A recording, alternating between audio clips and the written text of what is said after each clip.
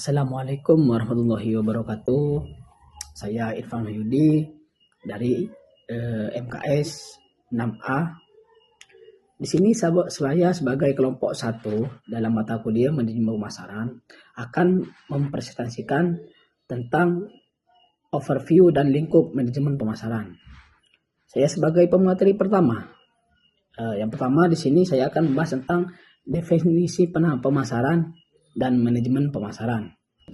Yang pertama, definisi pemasaran.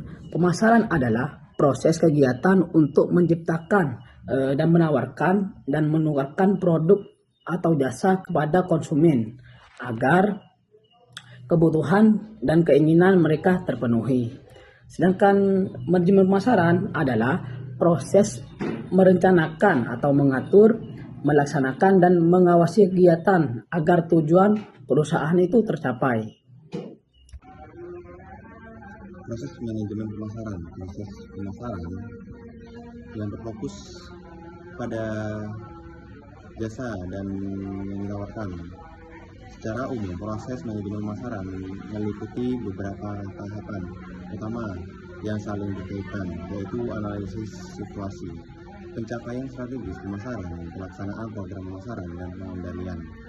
Analisis situasi adalah tahap untuk memahami kondisi pasar dengan mengumpulkan informasi tentang permintaan pasar, tren konsumen, kondisi pesaing, serta kelebihan dan kelemahan perusahaan. Salah satu metode yang sering digunakan dalam proses manajemen pemasaran yakni adalah analisis SWOT yang meliputi kekuatan, kelemahan, peluang, dan ancaman. Analisis ini membantu perusahaan mengetahui posisi mereka di pasar serta menentukan strategi pemasaran yang tepat ke depannya. Perencanaan strategi pemasaran bertujuan untuk menentukan arah yang jelas dalam mencapai tujuan pemasaran. Perusahaan tujuan tersebut harus spesifik, terstruktur, realistis, dan sesuai dengan visi serta misi perusahaan. Baik, saya akan melanjutkan dari pemateri yang di atas. Pada kesempatan ini, saya akan menjelaskan tentang konsep selling dan marketing. Pertama, kita bahas selling. Selling atau penjualan adalah kegiatan yang fokus utamanya menjual produk kepada konsumen. Dalam konsep ini, perusahaan lebih menekan bagaimana cara meyakinkan konsumen agar membeli produk yang kita sudah dibuat. Biasanya, dalam konsep selling, perusahaan menggunakan sebagai cara seperti promosi, diskon, atau teknik persuasi agar konsumen tertarik membeli. Jadi, fokus utama adalah produk harus terjual sebanyak mungkin. Contohnya, misalnya ada perusahaan yang sudah memproduksi banyak barang lalu melakukan promosi besar-besaran supaya barang tersebut cepat laku di pasar. Selanjutnya adalah konsep marketing atau pemasaran. Berbeda dengan selling, marketing lebih fokus pada kebutuhan dan keinginan konsumen. Artinya, sebelum membuat produk, perusahaan tidak terlebih dahulu mencari tahu apa sebenarnya yang dibutuhkan oleh konsumen. Dalam marketing juga ada beberapa kegiatan penting seperti riset pasar, pengembangan produk, dan penentuan harga, promosi, dan distribusi produk. Jika disimpulkan, perbedaan utama antara selling dan marketing adalah yang pertama selling. Selling itu fokus pada penjualan yang sudah ada. Sedangkan marketing fokus pada memahami kebutuhan konsumen terlebih dahulu, kemudian membuat produk yang sesuai dengan kebutuhan tersebut.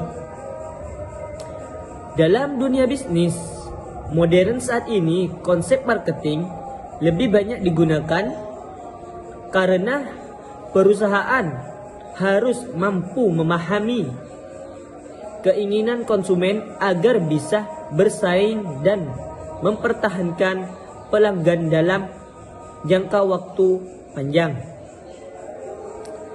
Jadi, dapat dikatakan bahwa marketing tidak hanya tentang menjual produk, tetapi juga tentang membangun hubungan yang baik dengan konsumen dan memberikan nilai yang memuaskan bagi mereka.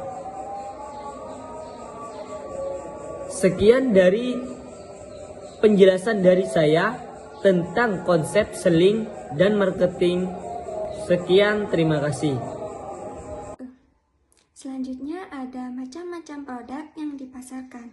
Produk yang dipasarkan meliputi produk konsumen, produk bisnis ke bisnis atau B2B, produk layanan, produk inti dan produk tambahan, serta produk inovatif. Yang pertama ada produk konsumen. Produk konsumen merupakan produk yang digunakan langsung oleh individu atau rumah tangga. Contohnya seperti makanan ringan, pakaian, sabun mandi, atau minuman kemasan yang dibeli masyarakat guna memenuhi kebutuhan sehari-hari. Yang kedua ada produk bisnis ke bisnis atau B2B, adalah produk yang dijual kepada perusahaan lain untuk mendukung kegiatan operasional usaha mereka.